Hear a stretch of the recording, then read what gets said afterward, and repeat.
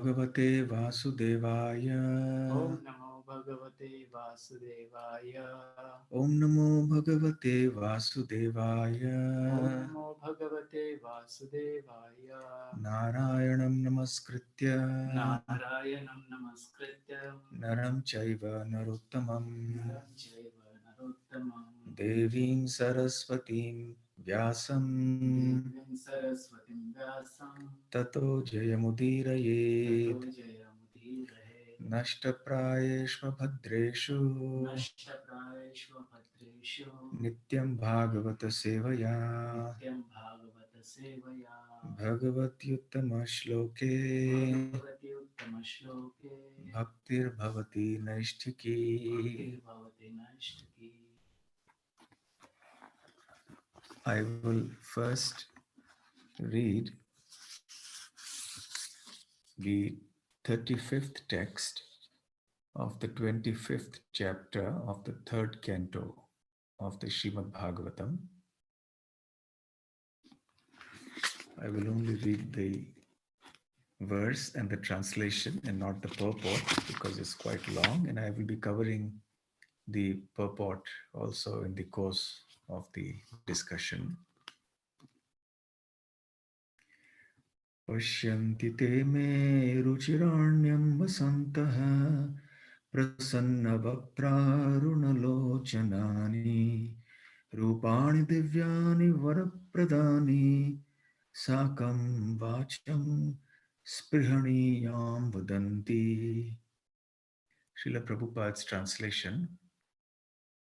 O my mother, my devotees always see the smiling face of my form with eyes like the rising morning sun. They like to see my various transcendental forms, which are all benevolent, and they also talk favorably with me.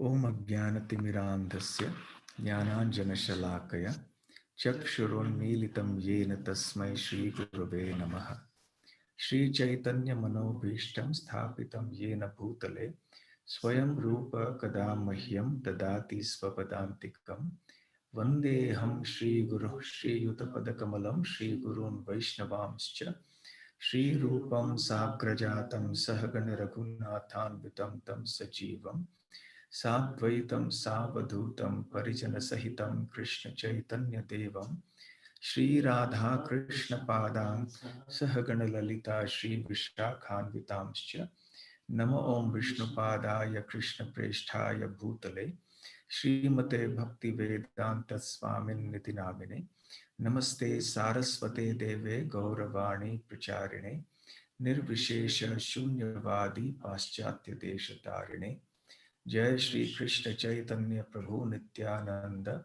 Shri Advaita Gadadhar Shivasadi Gaura Bhakta Vrinda Hare Krishna Krishna Krishna Hare Hare Hare Rama Rama Rama Hare Hare. Hare Krishna. My obeisances to all the assembled devotees who have come for this talk via the Zoom conference and also via other platforms. I do hope you're all keeping well and safe in the midst of the pandemic. Happy to be also with ISKCON of New Jersey once again after a few weeks. Over the last couple of weeks, off and on, I have been speaking, amongst other things, on various items of sadhana bhakti as enunciated by Srila Rupa Goswami in the Nectar of Devotion, and also as explained in different other places in Srila Prabhupada's teachings. For example, we discussed the importance of offering obeisances, the importance of circumambulating the temple and the deities of the Lord, and also those objects connected with the Lord like Tulasi and so on. So today I wish to speak specifically on the importance of seeing the deities. Now, the topic of deity and deity worship is a very big topic.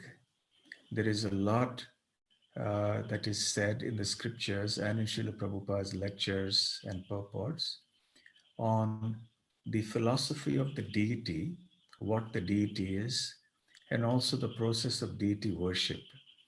But today, in this talk, I'm not going to be so much speaking about that.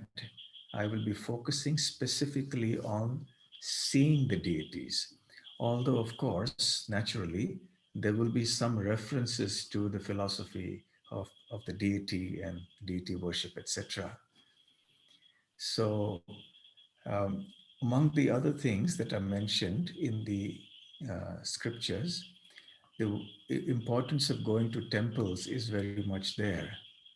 Nowadays, of course, because of the COVID 19 pandemic, most devotees are not able to visit the temples, and one has to be satisfied with virtual darshans.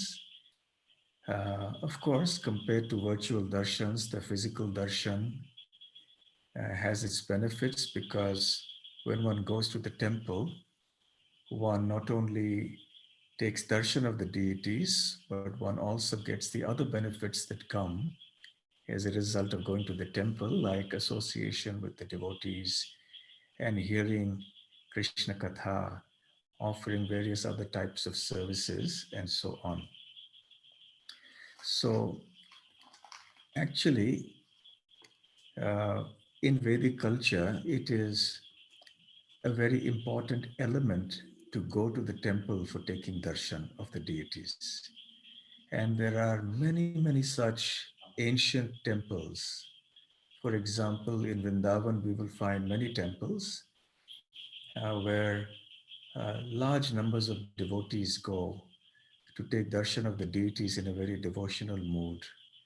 There are other places in Mayapur, in Jagannath Puri, in Dwarka, Badrinath, Tirupati, and so many other places. So, this is a very essential part of devotional culture that people go specifically to take darshan of the deities. Now, this word darshan is very familiar to all of us, and we use it every day practically. Well, I had darshan of this deity, I had darshan of that deity. Now, the word darshan comes from the Sanskrit root, verbal root, drish, which means to see. Now, the word darshan is generally used only in connection with the Lord or something in connection with the Lord. It is not generally used for any mundane personality or place or object. It's also very interesting that the Sanskrit word for philosophy is also darshan. Now, it's interesting to examine why this is so. Philosophy in general means to understand or examine or to know or try to know reality, the reality of God, the reality of the self, the reality of the world around us, etc. So, the study of or the understanding of reality like this is philosophy, basically. So, when we study philosophy, we get to know about reality, specifically of God, the self, and the world, and the relationships amongst these. And so, when we know, it's like seeing. So, the word knowing and the word seeing are somewhat synonymous. Therefore, the word aksha in Sanskrit, which is to see, also refers to the senses because it's not only referring specifically to the eyes, but to all the senses, because it is through the senses that we know the world. So, therefore, they're called the knowledge acquiring senses. So, the darshan of the Lord is very important, not only because we are seeing through the eyes, but we are also seeing through the eyes of knowledge. Now, it is very important for us when we go to see the deities of the Lord that we see through the eyes of knowledge. Now, the devotees do that because they have the knowledge that the deity is not just a statue made of stone or wood or metal, but the deity is directly the Supreme Personality of Godhead who has manifested in these material elements to give us mercy, to give us an opportunity for service, to give us an opportunity for progressing in devotional life. So, how does one acquire knowledge? One acquires knowledge principally by hearing, and hearing is a function of the ear. So, when we speak of darshan of the deities, from the verdict of the Srimad Bhagavatam, we can understand that darshan is of two types: darshan through the physical eyes and darshan through the ears. And actually, darshan through the ears is more important than darshan through the eyes. Unless one has darshan through the ears, in other words, unless one has understood the philosophy of Krishna consciousness, of what Krishna is, who Krishna is, what the deity is, and so on, unless we have heard that and understood that philosophy, that darshan, our darshan with the eyes only may not be very effective, may not be very meaningful. There are many people who come for darshan of the deities without really understanding that the deity of Lord Krishna is not different from Krishna himself. They do not understand the philosophy of the absolute nature of the Supreme Personality of Godhead. But they have some piety, so they come. There is some curiosity, or perhaps they have some desire to get some benefit from the Lord without really understanding the distinction between the deity of the Lord and the forms of the demigods, or so on and so forth. So they may come for whatever purpose. Even they, of course, get benefit because they're coming in front of the Lord and seeing the form of the Lord. Of course, so long as one is not extremely hostile or inimical to the Lord, then if somebody comes just with a pious mentality, even without understanding the philosophy much, that person also gets significant benefit. What then to speak of those devotees who come to take darshan of the Lord with a very complete understanding of what the deity is, who the deity is. There is this principle called Kaimutya Nyaya, which I have been referring to often in the last few weeks. Kim Uta Nyaya, the logic of if for this it is so much, for that, how much more? So if a person, even without knowledge, but who has some piety, is not offensive, comes in front of the Lord, gets a lot of benefit by seeing the deity, how much more benefit will be obtained by those who see the deity of the Lord with devotion, with faith, and with full understanding of and knowledge of who that deity is. So therefore, the combination of the two, the ears and the eyes, is required to enable the fulfillment of the darshan with the eyes. So, without having heard, one cannot fulfill the purpose of one's eyes. In the Srimad Bhagavatam, the word Shrutekshita has been used by Brahma in the Srimad Bhagavatam. Shruta means to hear, and Ikshata refers to seeing with the eyes. So the word Shrutekshita from the Bhagavatam means that one should see with one's ears. So this is puzzling to people uh, who think in terms only in physical terms. And we see this principle everywhere, actually.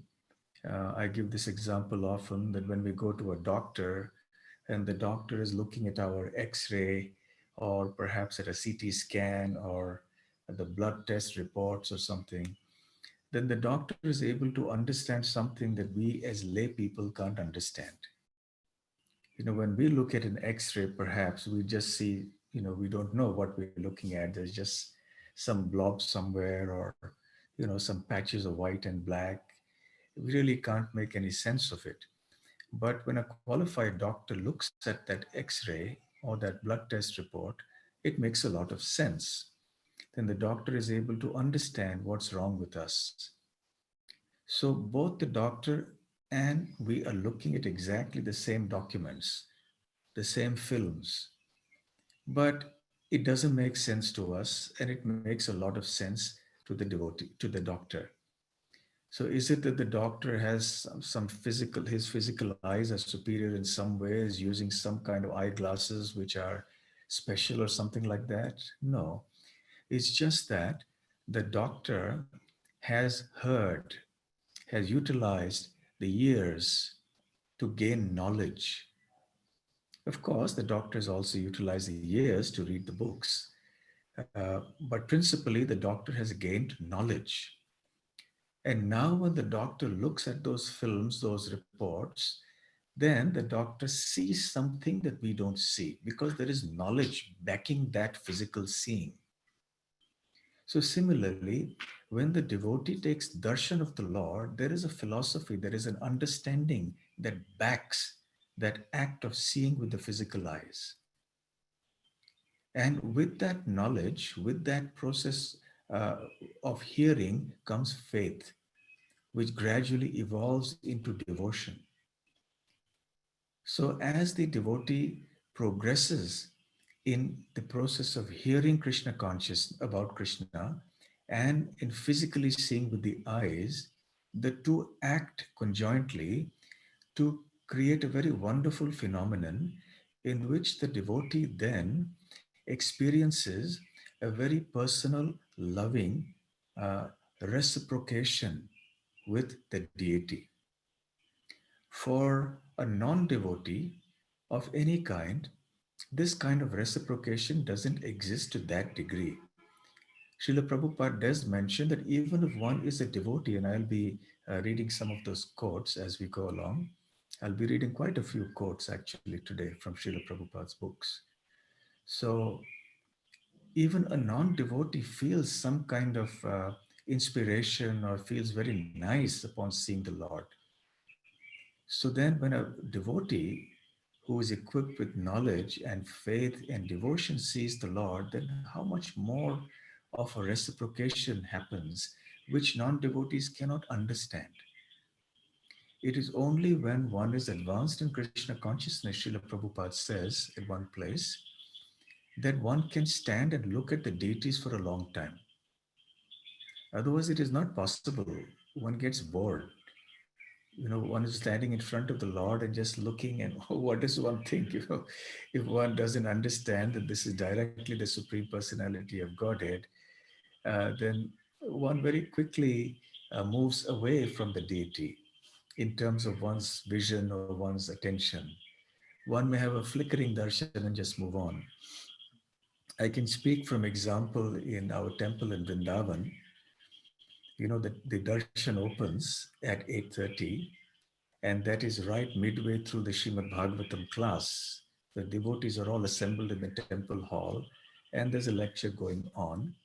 And at 8:30, when the doors open for darshan, then we have uh, a whole line of pilgrims coming in from one door, walking in front of the deities, and then going out the other door. And many times we see that it is only very few people who actually come into the temple and stand and look at the devotees for any reasonable length of time. Actually, many of them, they simply walk by. And on some occasions, I have seen people who don't even look at the deities, which is to their left side as they walk, because they're just looking at all the devotees assembled there, they're looking here and there. And the very purpose for which they've come there to take darshan, they don't do that because they get caught up with what else is happening in the temple room. And maybe, if at all, there's a fleeting glance to the deities. And even if they stand and look at the deities, it's not a very purposeful kind of an experience. It's there. They see the deities and move on. Of course, even these people who come, they're very fortunate because first of all, they've come to Vrindavan. Uh, it's not that they're going sightseeing somewhere. They've come for some religious or some devotional purpose, so they're very special. And they've taken the trouble to come all the way to the temple. They've taken the trouble to stand in line for so much time, and then they come and take darshan. So these are definitely fortunate people. But the point is that unless one has developed that loving relationship, that reciprocal relationship with the deity, it is hard to stand in front of the deity and look at the deity for any length of time.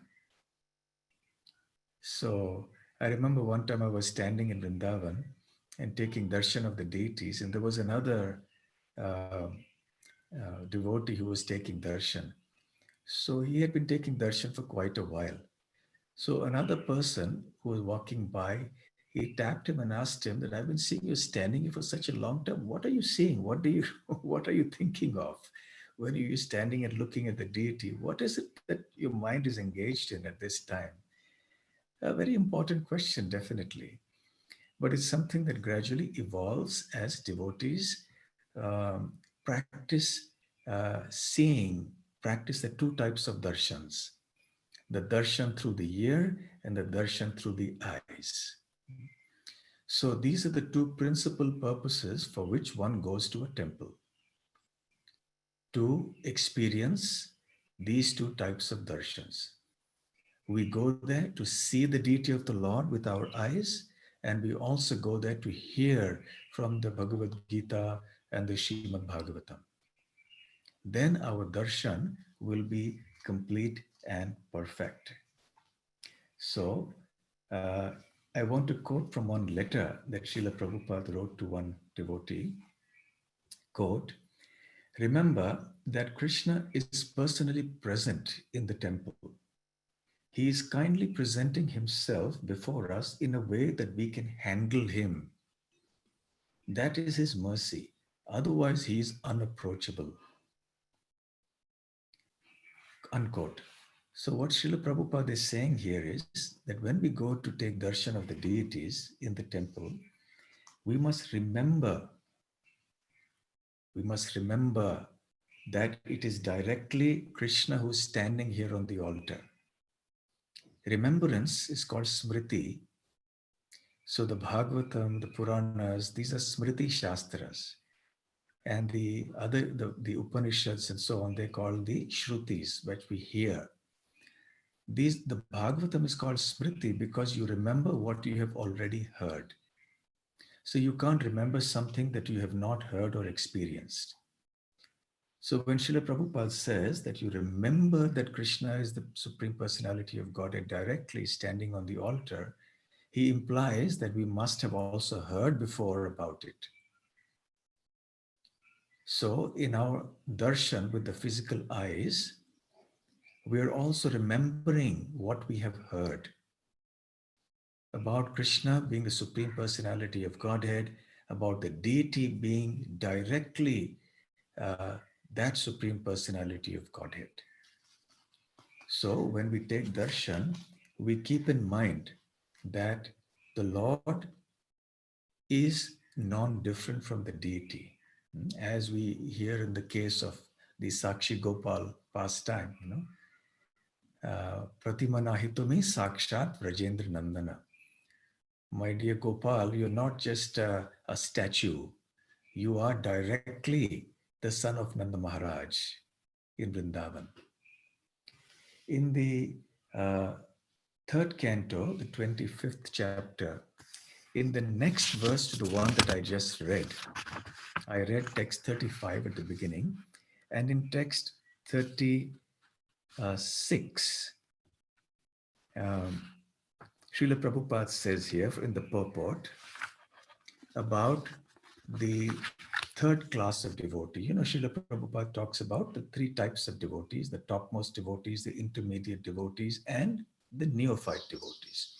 So here in the beginning of the purport, he speaks about the neophyte devotees.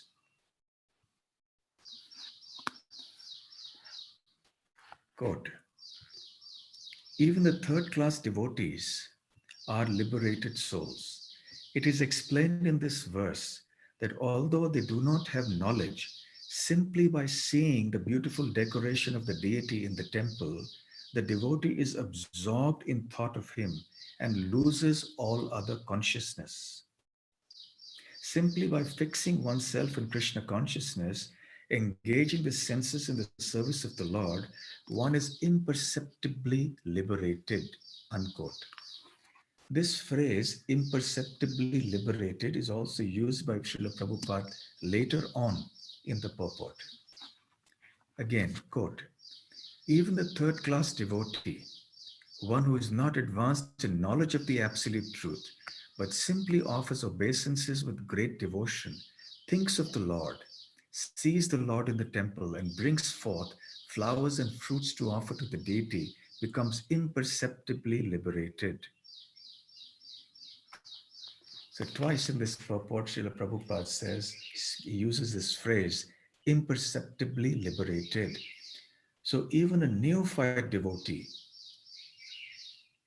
gets liberated by looking at the deities, if it's done in the right mood, of course, because seeing the deity in that favorable mood leads to absorption. And that state of absorption in the form of the Lord is the state of liberation. So, this is the Bhakti conception of liberation. So, when one is absorbed in Krishna consciousness, one is liberated. So, naturally, it is only a very advanced devotee who is absorbed all the time in Krishna's form, his name, his pastimes, etc. But even a neophyte devotee may be absorbed momentarily or for some short period of time. So, for that period of time that this neophyte devotee is absorbed in the deity or in the holy name or any other aspect of the Supreme Lord, that devotee is considered to be liberated. And by continually doing these transcendental activities, that devotee then advances in spiritual life and eventually becomes a pure devotee of the Lord. In the translation of the 36th verse, Srila Prabhupada translates as follows, quote, upon seeing the charming forms of the Lord, smiling and attractive, and hearing his very pleasing words, the pure devotee almost loses all other consciousness. His senses are free from all other engagements and he becomes absorbed in devotional service. Thus, in spite of his unwillingness, he attains liberation without separate endeavor. Unquote. In spite of his unwillingness, he attains liberation without separate endeavor. So, such is the beautiful nature of devotional service, and specifically in this context about seeing the beautiful deity forms of the Lord, that even unknowingly and sometimes unwillingly one becomes liberated. So, Srila Prabhupada then speaks about in the earlier verse now, which I started off with, he speaks about this absorption. So, when a devotee does it with devotion, then what happens? So, I'm quoting from a certain section of the purport. Quote, the devotee, Srila Prabhupada first begins by speaking about those who are non devotees and how they see the deity in the temple just as an idol or a statue, and they don't see that the deity is directly the Supreme Lord. So, Srila Prabhupada says here, quote, actually, they have no conception of God. The devotee's vision, however, is different. Their vision is smeared with love of God. As soon as they see the Lord in his different forms, the devotees become saturated with love. For they do not find any difference between the Lord and his form in the temple, as do the atheists. The smiling face of the deity in the temple is beheld by the devotees as transcendental and spiritual, and the decoration of the body of the Lord is very much appreciated by the devotees. Unquote. So, this is very interesting. Uh, and further, in another section, um, this is in the second canto, second chapter. Um,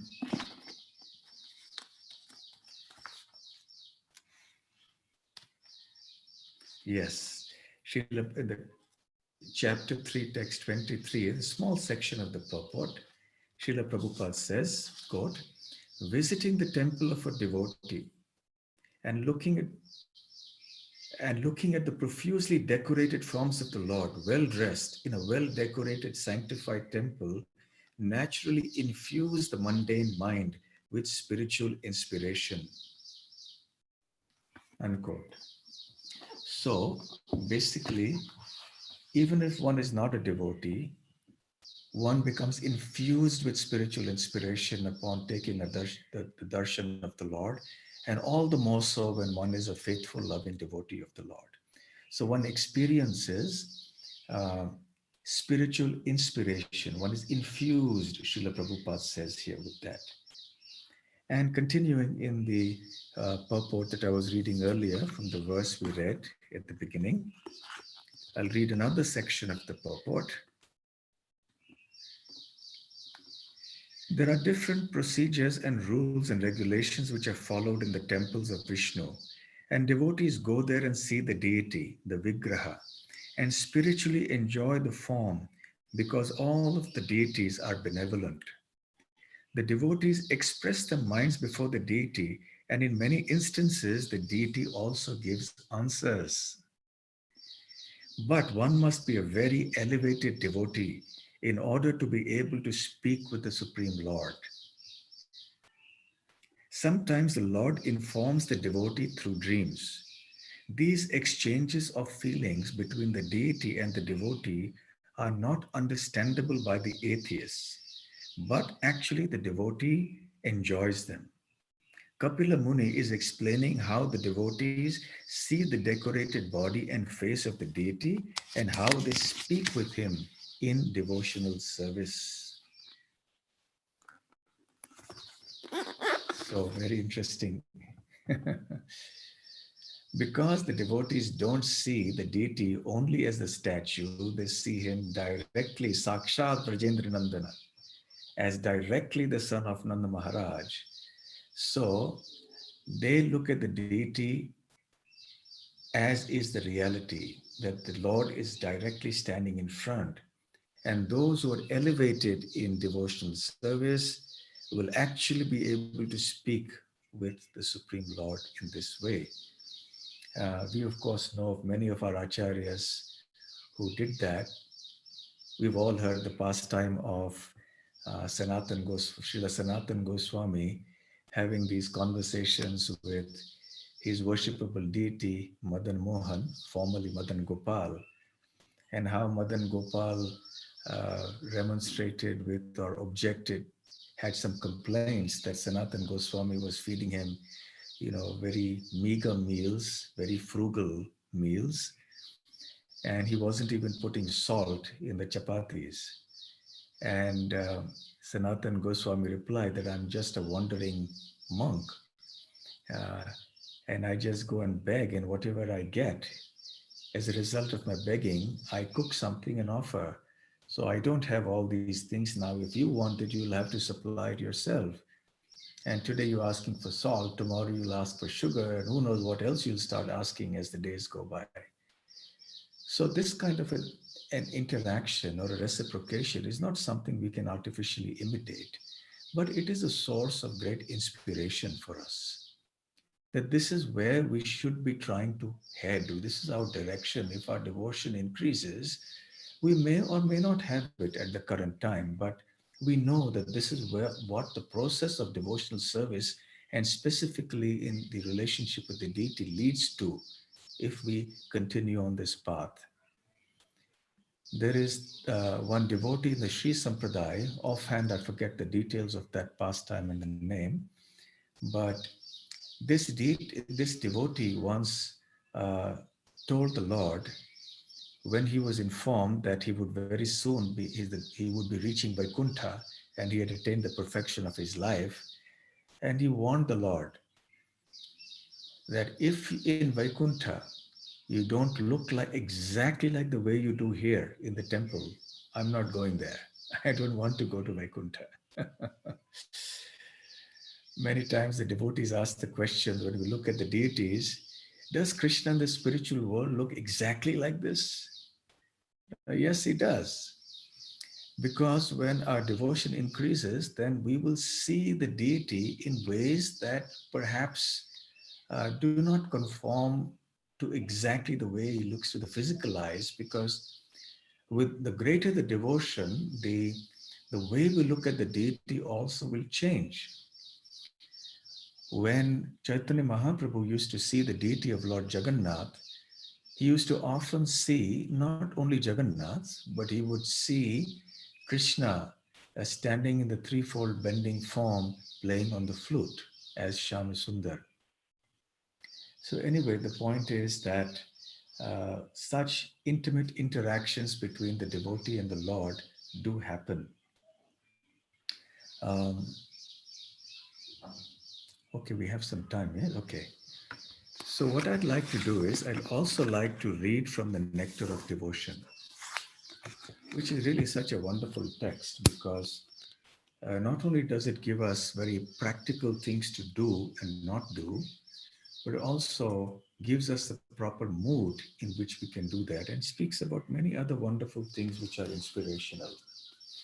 So, Rupa Goswami, as we all know, has listed out 64 principal items, or rather important items of sadhana bhakti, devotional service and practice. And then he discusses each of them briefly. So I'll be speaking about item number 41 and 42 because they are connected to directly having darshan of the Lord. There are other important items connected to devotion, to deity worship, and to other aspects of Krishna consciousness. So number 41 is called seeing the deity. In Sanskrit, in the Bhakti Rasamrita Sindhu, it is Sri Murter Darshanam. Sri Murti. Murti also is the Archa Vigraha, the form of the Lord. So this is from chapter 9 of the Nectar of Devotion towards the end. So I'll quote.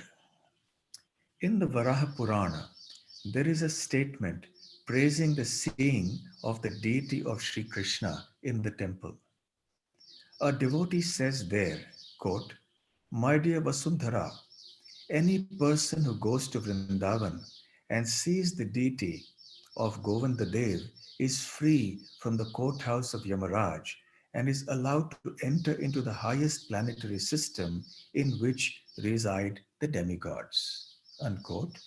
This means that even an ordinary person who goes to Vrindavan out of inquisitiveness and by chance sees the temple, especially that of Govinda Dev, even if he is not elevated to the spiritual kingdom, is still assured promotion to the higher planetary systems. This means that simply by visiting the deity of Govinda in Vrindavan, one becomes highly elevated in pious life. Srila Jiva Goswami, unquote, Srila Jiva Goswami in his commentary to this verse mentions that these people who are not pure devotees, they come there because they have some piety. They come there perhaps because of some inquisitiveness, even as Srila Prabhupada mentions here. They will achieve bhakti, which is punya kritam gatim. Punya kritam refers to those who have performed punya or pious activities. Gatim means the destination. That is the goal of all those who perform punya. Punya here is in relation to devotional service, devotional piety. So if anyone has even a small trace of devotional piety, and is fortunate enough to take the darshan of the Lord, specifically Govinda Dev is mentioned here in Vrindavan, then that person becomes highly elevated and at the very least is promoted to the higher planets in this universe. Of course, we know as devotees that that is certainly not the goal of devotional service. But the point here is that even a casual darshan of the Lord, the deity of the Lord, can give us this benefit. So, how much more benefit can be obtained if that same person continues on in this process and attains the perfection of devotional service, which is to attain pure love of Godhead? Such a devotee will then undoubtedly be transferred to the spiritual world to live there eternally with Krishna and to participate in his pastimes in the association of his devotees as well. And the next, number 42, is called Observing Arati and Celebrations of the Lord. It's called Aratrika Darshanam and Utsava Darshanam. The word Arati is actually Aratrika, and this is perhaps topic for another session about the significance of the Arati and the other rituals that happen. Uh, why do we do that? So, anyway, here I will quote from the Nectar of Devotion. In the Skanda Puran, there is a following description of the result of seeing the arati or worship of the deity. If someone sees the face of the Lord while arati is going on, he can be relieved of all sinful reactions coming from many, many thousands and millions of years past. He is even excused from killing of a brahmana or similar prohibited activities, unquote.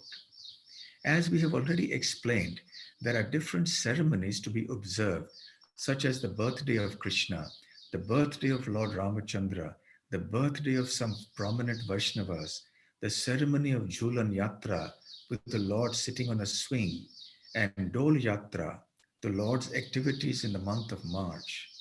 In all festivals, the Lord is seated on a car, and the car moves through different streets of the city so that people can take advantage of visiting the Lord.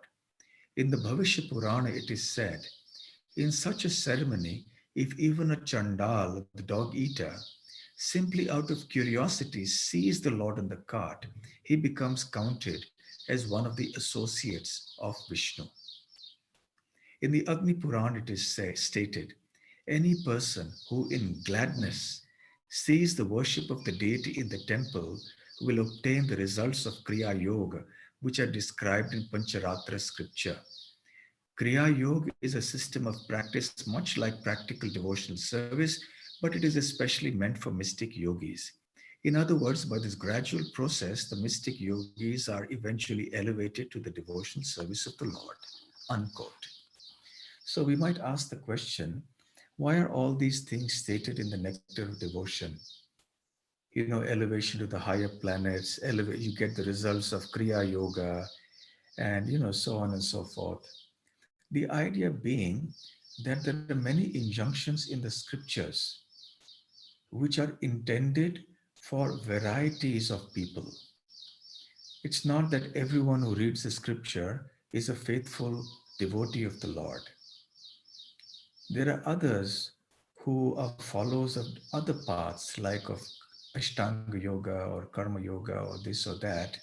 So the scripture, the Lord is so kind that he has stated so many things in the scriptures. There are so many facilities and incentives for people from other dispositions, non-devotional dispositions, to also somehow or the other be attracted.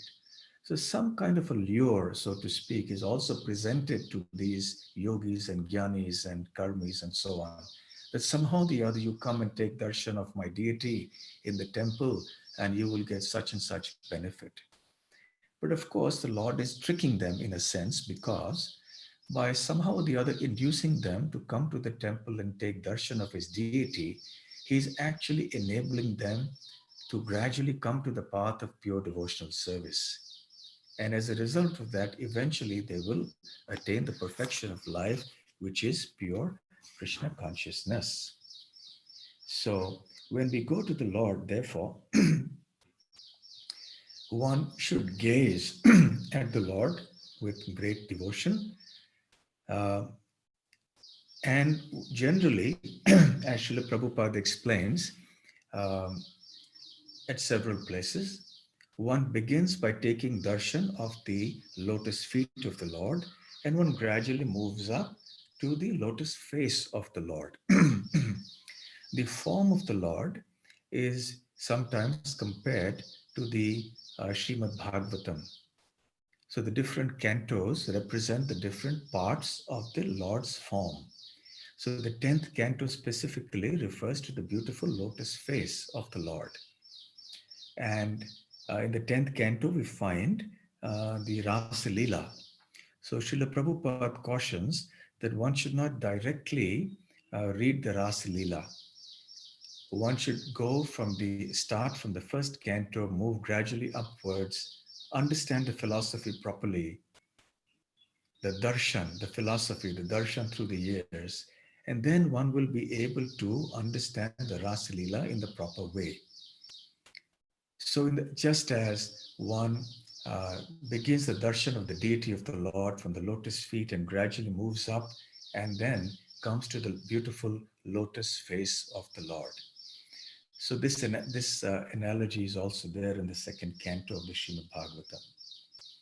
And then in that purport, Srila Prabhupada mentions that by doing so, one's intelligence is actually purified of all material desires. So when one comes in front of the Lord, automatically there is tremendous purification and an increase in the devotion for the Supreme Lord. So then, when one comes in front of the deity, what should one do? Well, naturally, as Prabhupada has said, as I mentioned earlier, one should remember who the deity is and one should admire the beauty of the Lord and the decorations that are there. And then one can also offer prayers to the Lord. In the nectar of devotion, there are two kinds of prayers, offering one's own prayers and offering notable prayers. That is topic for another discussion. Notable prayers are those that have been recited by notable personalities, great devotees that are there in the scriptures and so on. And one can also offer one's own heartfelt prayers. You don't need to know Sanskrit to offer your prayers to the Lord. The Lord understands all languages, and uh, so we offer our heartfelt prayers, whatever it is that is our cherished desire in Krishna consciousness. We can place that before the Lord. um, and the Lord is very kind, He will fulfill our desires. Then we offer obeisances, of course, to the Lord also as soon as we enter the temple before we take darshan. And I'd like to conclude by mentioning another important reason for us coming to take darshan of the deities. There are so many benefits spiritually that we get by coming to the temple and taking darshan of the deities because we see the deities. But another significant reason for us to come in front of the deity is to let the Lord see us, to cast his merciful glance upon us. After all, the Lord has manifested in the form of the deity for our sake. It's not that he has anything uh, that is lacking in the spiritual world. He has everything there. He is full and complete. He has innumerable devotees there who are serving him with pure devotion. So the Lord descends into the material world only out of his mercy upon the fallen conditioned souls, and specifically those who are inclined to his devotional service. So when the Lord has appeared for our sake, then it's rather impolite, it is rather ungrateful for us to not go there. He has come there for our sake, and then we say, well, I don't have the time to go there. I don't feel like going there. So the Lord is standing there on the altar patiently, playing his flute, waiting and waiting and waiting for us to come. So definitely we should go there out of at least some feeling of gratitude that the Lord has come there for our sake. So that's the first thing. And second, is that the Lord likes it. Inasmuch as we feel happy when we see the Lord also feels happy when he sees his devotees. When the Lord sees that, oh, these devotees are coming to see me, so the Lord feels extremely nice in the company of his devotees. That's why the Lord is never alone. Srila Prabhupada mentions that whenever you see a picture of the Lord, he'll always be with his devotees, either the gopas or the gopis or the cows or the peacocks in Vrindavan, etc. So the Lord always likes to be with devotees, which is why he expanded himself in the first place. Eko Bahusya, one became many, as the Upanishads say, because he wants to engage in these transcendental reciprocal relationships with his devotees. So the second reason for the Lord wanting to see us, for us wanting to let the Lord see us, is that the Lord feels happy also. The more the number of devotees that come, the more the devotion with which they see the Lord gets happier and happier. Now, uh, the third reason is that when we go in front of the Lord and let the Lord see us, what we're doing is we're allowing the merciful glance of the Lord to fall upon us. And the topic of the glancing of the Lord is a topic in itself, a beautiful topic. We don't have time today to speak about this in detail, but in the passing, I will just mention Kunti Maharani's prayers in the Srimad Bhagavatam, where she says, Ime jana padaha sriddhaha supakaushati viruthaha vanadri natidanvanto hyedanti tava vikshitaihi.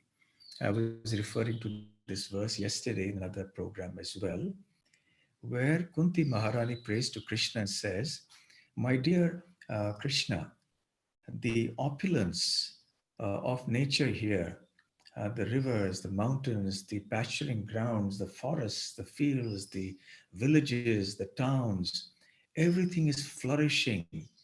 There is so much of opulence everywhere. There's so much of beauty everywhere. And all this is increasing. That beauty is flourishing. He edhante, it is increasing because of your glance alone. Tava vikshitaihi. Vikshitai refers to the glance of Krishna. So it is simply because you're glancing upon all these things that they are flourishing. So similarly, when Krishna glances upon us, then we will flourish in every respect, materially and spiritually. Of course, we don't go to the Lord to flourish materially, we go there to flourish spiritually so we can enhance our devotional feelings towards the Lord. So when the Lord glances on us, when we stand in front of Him, then our devotion increases. So some skeptic may raise the question, uh, well, the Lord is everywhere, isn't He? He's present in every atom. He's present in everybody's heart. So then, why does one need to go to the temple for the Lord to see us? He's seeing us anyway because He's there everywhere. So, of course, philosophically, this statement is correct. That is, the Lord is everywhere, and therefore we should be very careful of what we do everywhere, by the way. But then we go specifically in front of the deity because this is a very special form that the Lord has taken to grant us His mercy. So we go there specifically because there is a certain reciprocation, a certain infusion of spiritual inspiration that arises when we stand in front of the deity, which is difficult to experience by just looking at the air and understanding that, the Lord is there in every atom in the air around us. That is kind of impersonal, kind of vague. But when we stand in front of the deities, it's a very tangible reciprocation. And the Lord has specifically come there for this purpose of casting His merciful glance upon all those who come in front of Him.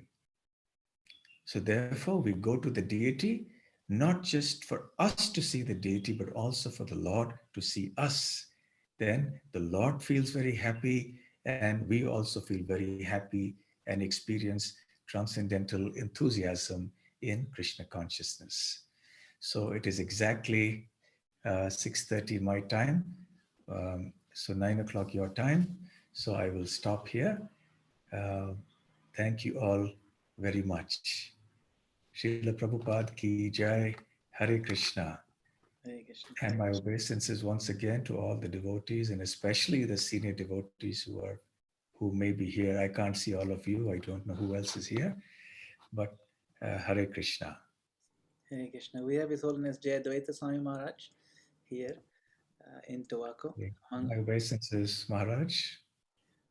among other Srila Prabhupada disciples as well. So thank you very much, Maharaj. Maharaj, we have a few minutes for questions, perhaps. Is that okay? Yes, I'm fine. Thank you. So we have a question from Vijay Krishna Prabhu from Portugal. Go ahead, Vijay Krishna Prabhu. You can unmute yourself. And yes. Hare Krishna. Okay, let me unmute you again one more time. You got frozen. Go ahead, Vijay Krishna Prabhu. Try it again. Yes, Hare Krishna. Yeah, we can hear you. Go ahead. Yes, Madam Gopal Prabhu, thank you very much. Maharaj, can you hear me? Yes, I can hear you. Maharaj, accept my humble obeisances. All glories to Srila Prabhupada. Maharaj, my question is related to the Murti I call the crucified Murti. Lord Jesus Christ, the Son of God, on the cross, dead as a corpse, with blood all over his body, the mortally wounded Jesus, I call it. So when I go inside a Christian church, at least here in Portugal, what I usually see placed at the central altar for the congregation to worship is this gigantic murti of the mortally wounded Jesus. So my question is, what is the difference in terms of being beneficial between the worship of the crucified murti of Lord Jesus Christ and the worship of the murti of our beloved Lord Krishna, who plays the flute on the altar? Okay, thank you very much for your question. Srila Prabhupada on numerous occasions appreciated Jesus Christ as a pure devotee, as one who had come to spread the message of Godhead. And on some occasions, he also referred to it as being a Vaishnav uh, philosophy that he was preaching, because he was essentially speaking about how we should love thy Lord with all thy heart and all thy might and all thy soul. So definitely we appreciate and respect Jesus, and because Jesus Christ is a great devotee of the Lord. So when we speak of taking darshan of the deity of the Lord, included in the deity are also his devotees and his paraphernalia. So devotional service as it relates to Krishna also relates to his Krishna's expansions, Krishna's devotees, Krishna's paraphernalia, and so on. So therefore, when we speak of taking darshan of the deities, we have specifically referred to the deity here, but it also includes, in a larger context, the devotees of the Lord. So definitely, taking darshan of Jesus as he's there on the cross is also an act of devotional service if you do it in the right understanding of him as a great devotee of the Lord. Thank you, Maharaj, for your answer. Hare Krishna. Hare Krishna. Thank you. We have a question from Athena. Athena, please go ahead. Hare Krishna Maharaj, Dandavat Pranams. Thank you so much for such a wonderful lecture. Your whole lecture had mentioned just how nourishing it is for devotees to take darshan of the deities. However, my question is, I'm curious about philosophy. If, for example, one no longer absolutely needs or is dependent on seeing the Lord through the deities, if that is a sign of growth. and many neophytes or new devotees come in, and the form of the Lord, the deities, is maybe perhaps their biggest contact, but with the Lord. But we know now, for example, through the pandemic, we're hearing, we're chanting, we're reading, and arguably perhaps growing in our Krishna consciousness without seeing the deities. Is that a sign that it's good, that we no longer absolutely need or are dependent on seeing the Lord through the deities? Thank you for your question. Hopefully, the pandemic is something that is not going to last forever. It will get over sometime, and things will come back to quote unquote some degree of normalcy. And then it's time again to visit the temple of the Lord.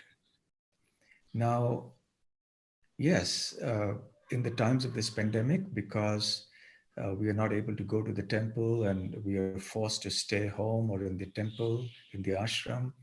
So we're unable to do everything that we used to do earlier in devotional service. But now devotees are intensifying their hearing and chanting, as you have mentioned, and that is definitely extremely beneficial for the devotional lives of the devotees. But also, thanks to technology, now there is the option or the opportunity to take darshan of the deities virtually over the internet. Of course, taking physical darshan of the deities has its own benefits, its own charm, and so on.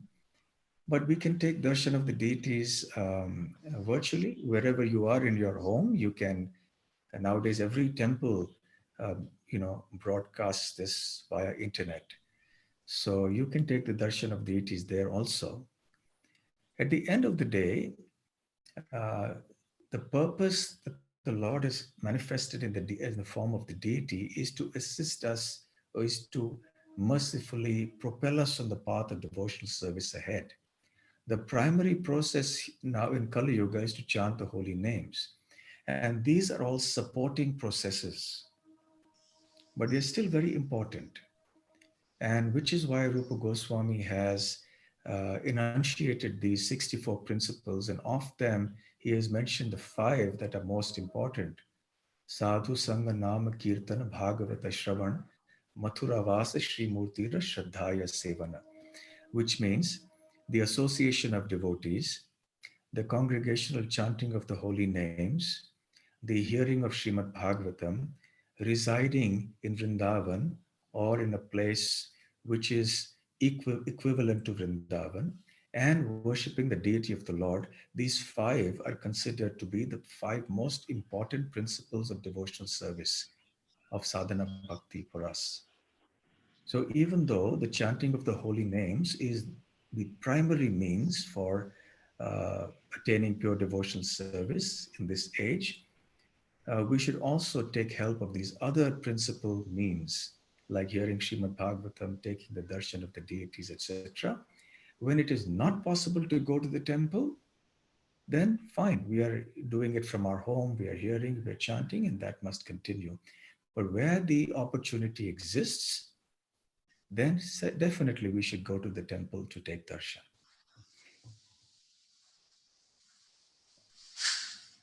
Thank you, Maharaj.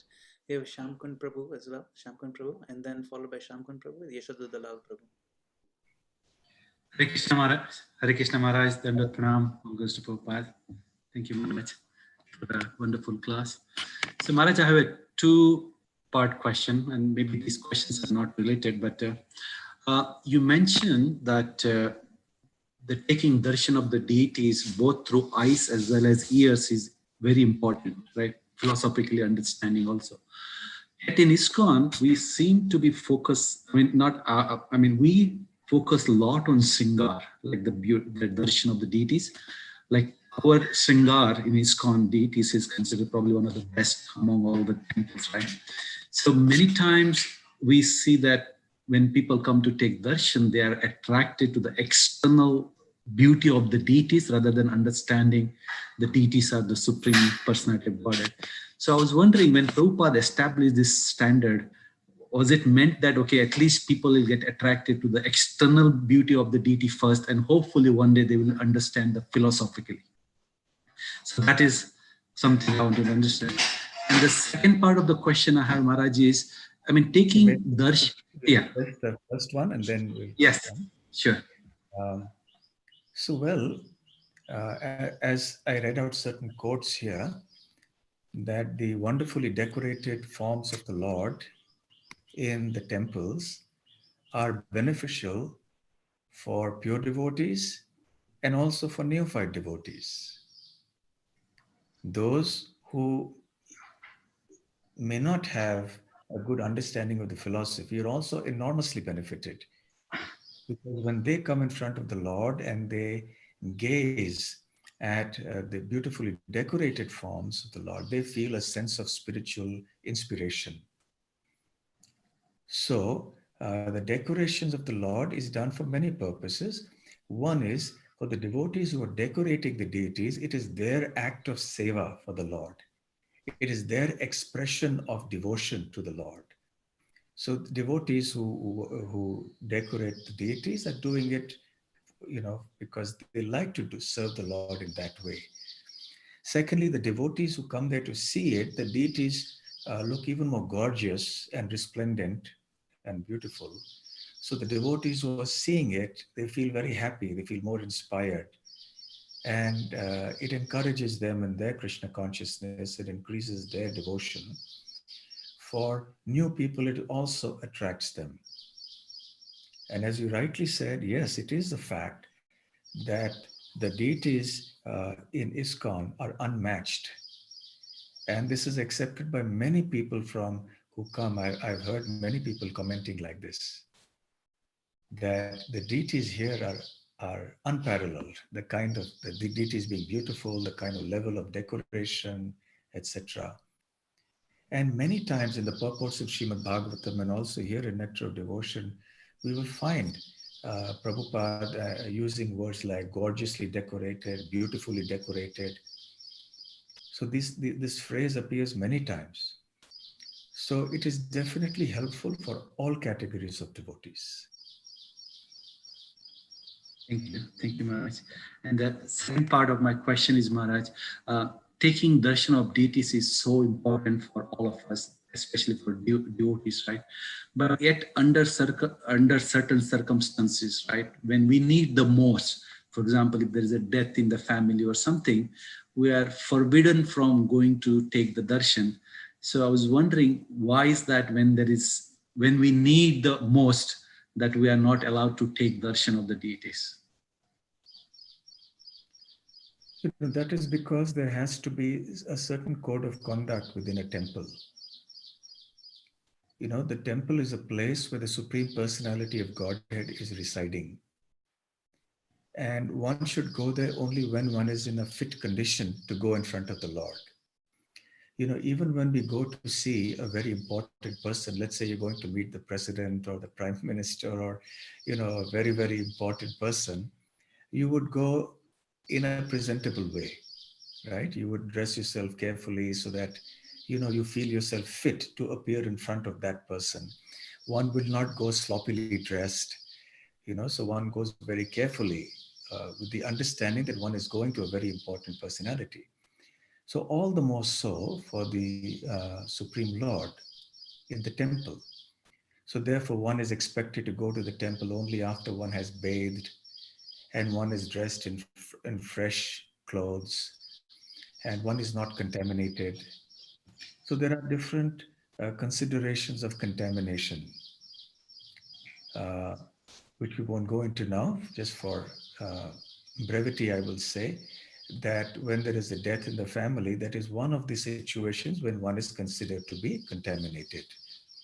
So for a certain period of time, then one, as per the rules of deity worship, and out of acknowledgement of the purity of the temple and out of respect for the Lord, one does not go there. But certainly, one is not prohibited from performing other limbs of devotional service, like chanting of the holy names and hearing Krishna Katha. On the contrary, these must intensify. So even though one may not be able to go to the temple to take darshan of the Lord in such circumstances, one is actually instructed by the scriptures to chant more and hear more. So one actually connects to the Lord in such times of grief or need in a more personal and intense way by hearing and chanting about the Lord. Thank you, Maharaj. Thank you very much, Maharaj. I think we're actually out of time at this point. So I'd like to request all the devotees to please hang on for one more minute. We're just going to make a couple of announcements, and then we'll get an opportunity to offer our thanks to Maharaj personally. So I'm just going to take a moment to announce our upcoming speakers. On Tuesday, we have His Grace Gauranga Prabhu. On Thursday, we have Her Grace Ananga Manjari Mataji. She is mother of a famous Vishwambar Prabhu of the Mayapuris. And then on Sunday, we have His Grace Radhika Raman Prabhu.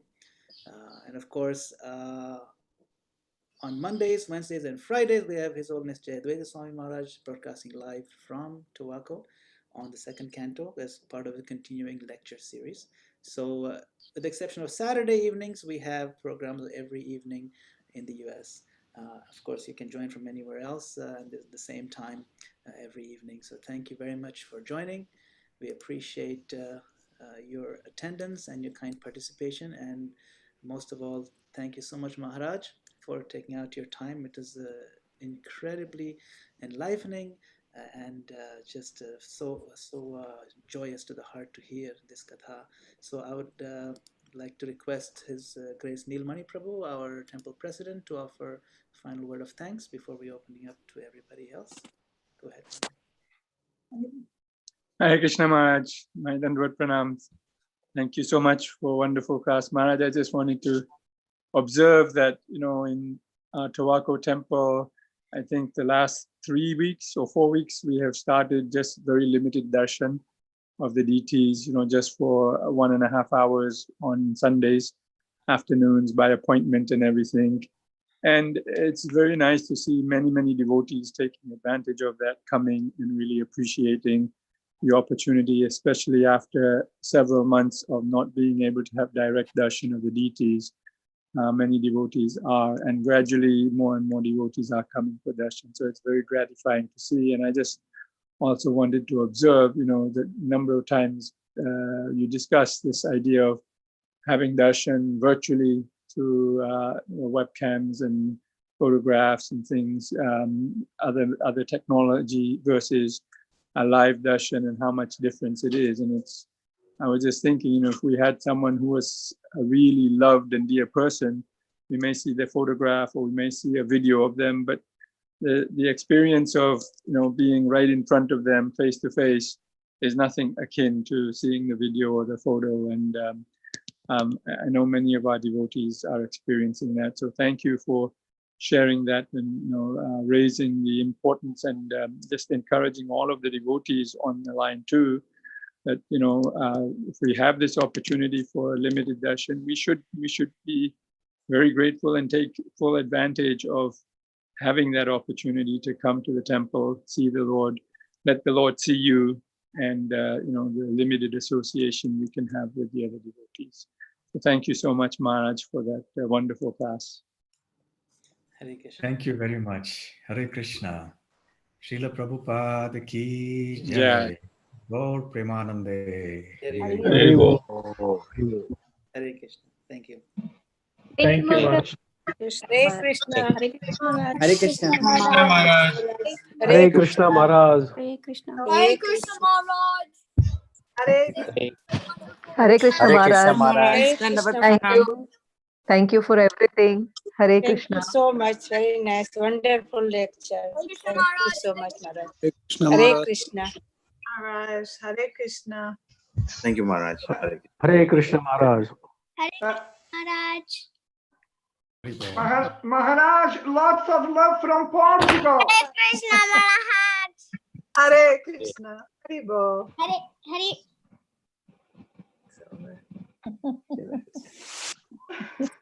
Hare.